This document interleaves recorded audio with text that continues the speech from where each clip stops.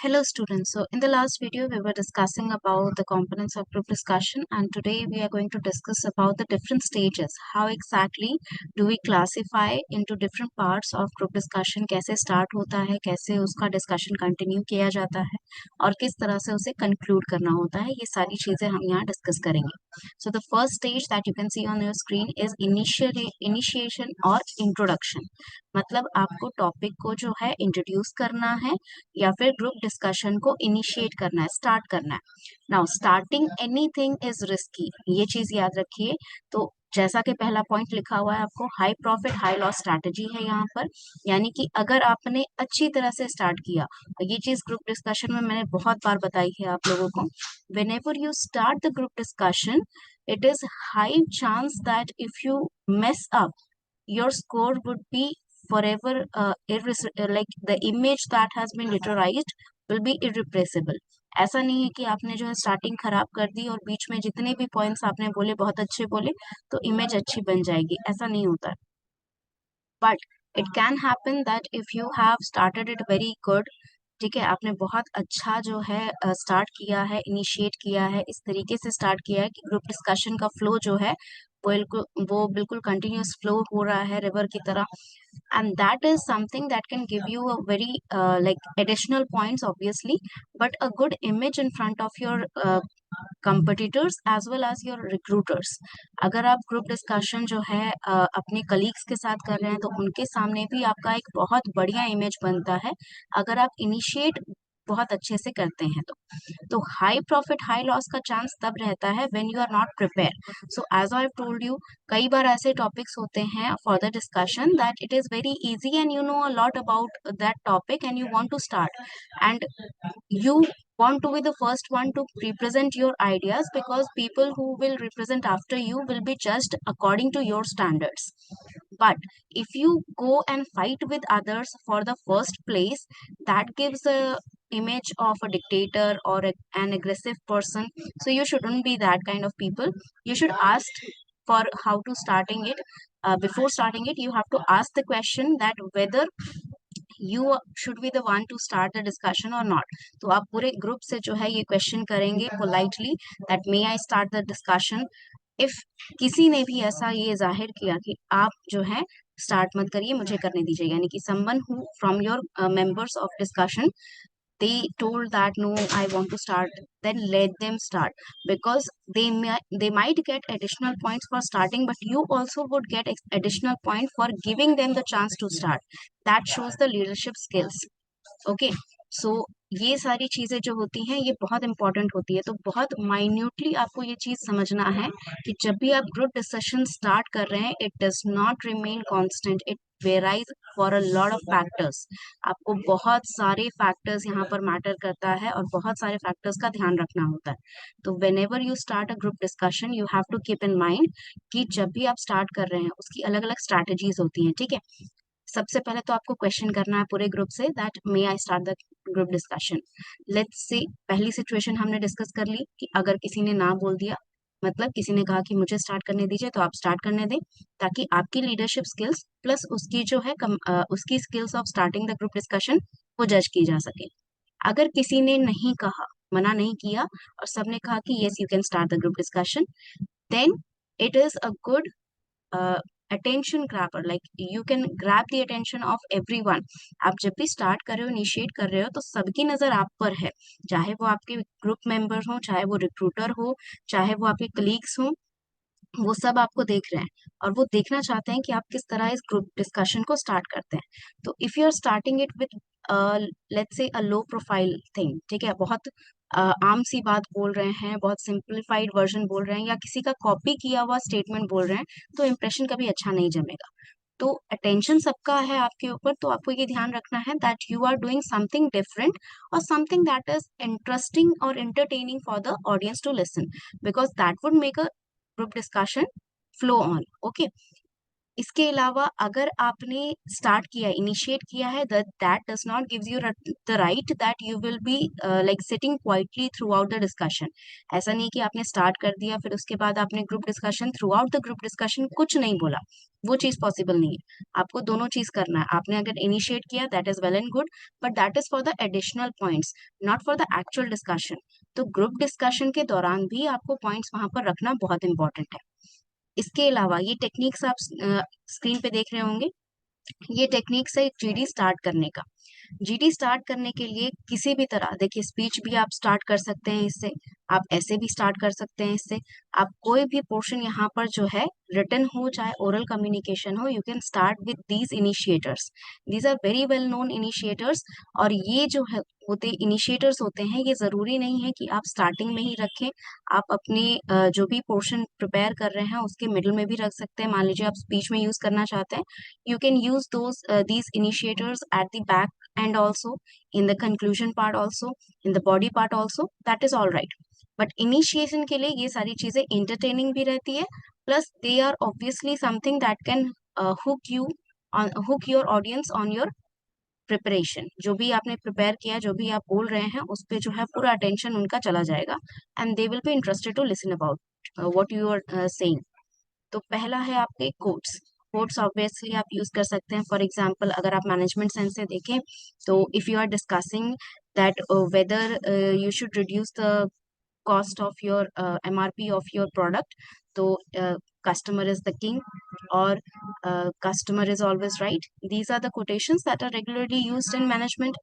अगर आप IT के prospect से देखें, तो IT is developing every day, या फिर intelligence is not only in manpower, intelligence in is using the resources that is available in around you. तो इस तरह के quotations जो है ना, वो आप use जब करते हो, and let me tell you one thing, just because you are stating a quotation does not mean कि वो अच्छा ही है, और सिर्फ quotation बोल देना भी काफी नहीं है। So what you have to do is you have to use the quotation in a way कि आप quotation बोलते के साथ जो है उसको explain करें, या फिर explain करते करते quotation बोले। तो मतलब क्या है इसका, कि ऐसा नहीं है कि आपको बस कस्टमर इज द किंग बोल देना है। We have always known and we have always heard this phrase that customer is the king. इस तरह के स्टेटमेंट्स आपको बोलने हैं प्रायर टू द कोटेशन और आफ्टर द कोटेशन। तो इस तरीके से क्या होता है, स्टेटमेंट कंप्लीट होता है पूरा। अदरवाइज सिर्फ कोटेशन बोल के जो है आप फिर कुछ और फैक्ट्स बताने लगे तो वो अनमैच्ड हो जाएगा। तो आपका फ्लुएंसी मेंटेन करना जरूरी है। Next is definition. Now, definition does not means that you can define it like a dictionary definition. ठीक है, जरूरी नहीं कि आप डिक्शनरी definition किसी वर्ड का दें। फॉर एग्जाम्पल अगर आप पॉल्यूशन डिफाइन कर रहे हैं, तो जरूरी नहीं है कि जो डिक्शनरी या साइंटिफिकली प्रूवन इसका डेफिनेशन है वही यूज करें। Pollution can be defined in some sarcastic statements, like for example it is the byproduct of humans enjoyment and entertainment। तो ये सारी चीजें जो हैं, कई बार इस तरह के सार्कास्टिक कमेंट्स या कोई भी ऐसा स्टेटमेंट जो आपके बेसिकली आसान भाषा में समझा दे कि कौन सा कॉन्सेप्ट आप बताने वाले हैं ऑडियंस को, वो ज्यादा बेहतर है। लिटरल डेफिनेशन पे आप तब जाइए जब आप बहुत भारी भरकम वर्ड्स यूज कर रहे हैं, या फिर कुछ ऐसे टॉपिक्स इंट्रोड्यूस कर रहे हैं जिनको बिना डिफाइन किए, जैसे मैंने कहा कुछ टॉपिक्स ऐसे होते हैं जो थोड़ा डिफिकल्ट होते हैं, most of the people don't know about it. So if you are included in one of that discussion, please introduce it with a proper definition.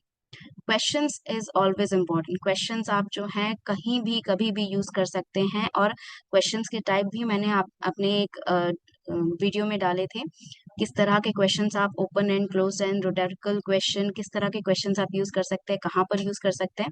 तो क्वेश्चंस देखिए कब पूछा जाता है, क्वेश्चंस जरूरी नहीं है कि सिर्फ एक ही क्वेश्चन पूछना है आपको अपने पूरे इंट्रोडक्शन में, या फिर आपका जो इंट्रोडक्शन है वो पूरा क्वेश्चन से ही भरा पड़ा है। ऐसा नहीं, it should be a balanced where you ask few question और some one question and you answer also. उससे क्या होता है, एक फ्लो मिल जाता है आगे डिस्कशन बढ़ाने का। तो क्वेश्चन जब आप करते हैं तो क्वेश्चन आप ऐसे पूछ सकते हैं, what do you think that pollution is an integral has become an integral part of our environment, और can it be removed, can we not waste our food, something like that. जो भी इस तरह का क्वेश्चन है, simplified question, जिसको answer करते करते जो है डिस्कशन हमारा आगे बढ़े, तो that is also one of the initiator. Shock statement जो होता है बहुत ही मुश्किल होता है, बिकॉज उसके लिए जो है आपको रिसर्च करना जरूरी है। तो if you know about the topic a lot, if you know the facts, not anything, मतलब किसी ने भी कुछ बोला है वैसा चीज नहीं, अगर आपको फैक्ट्स पता है, कुछ ऐसे फैक्ट्स जो कि नॉर्मली लोग नहीं जानते हैं, किसी ने अपनी बायोग्राफी में कुछ लिखा हो, या फिर कहीं पर जो है किसी वेल नोन स्टैब्लिश्ड राइटर ने अपनी बुक में लिखा हो, या किसी आर्टिकल में छपा है, तो उस तरीके का जो शॉक स्टेटमेंट्स होते हैं, सी द थिंग इज कि not every one comes prepare for every type of topics, okay. So what you can present it if you realise that this is one of the topic that you are very much familiar with. मतलब मान लीजिए कोई ऐसा event है जो आपके state में हुआ है, बाकी सब आपके स्टेट के नहीं है, and you know more about that because you have seen something throughout your stay there, or you have met with people who have actually been affected by that event. तो वो statements जो होते हैं वो shock statement देना बनता है, because it obviously put the audience mind into gear and they start thinking and they start making statements when in the group discussion. तो इस चीज को आप शॉक स्टेटमेंट से यूज कर सकते हैं। फॉर एग्जाम्पल, मान लीजिए अगर आप जो है, if we are talking about nuclear weapons, so we can see the common statement would be Hiroshima's attack. But if we state something that one of the survivor wrote in his diary or something in his biography, so that would be a shock statement because many people would not have read that book. तो उस तरीके का shock statements आप use कर सकते हैं। Facts, figures, statistic always important, whether it is in your initiation, introduction or your body of the discussion। facts, figures, statistic के बिना आप कोई भी discussion कर ही नहीं सकते हो। अब जरूरी नहीं कि तीनों साथ होना चाहिए। फैक्ट्स मींस ऑब्वियसली आप जो भी चीजें पढ़ते हैं, मान लीजिए आपने न्यूज आर्टिकल में बहुत सारी चीजें पढ़ी उस चीज के बारे में, या आपने जो है स्टैटिस्टिकल डाटा पढ़ा उसके बारे में, या आपने जो है एग्जैक्ट नंबर पढ़े हैं सेम न्यूक्लियर अटैक्स के बारे में, exact number of people dying, what exactly was the purpose of launching that missile and all those things, क्यों हमें ये सारी चीजें, किसने बनाया, कैसे बनाया, वो सारी चीजें, these are the facts and figures that we are going to talk about.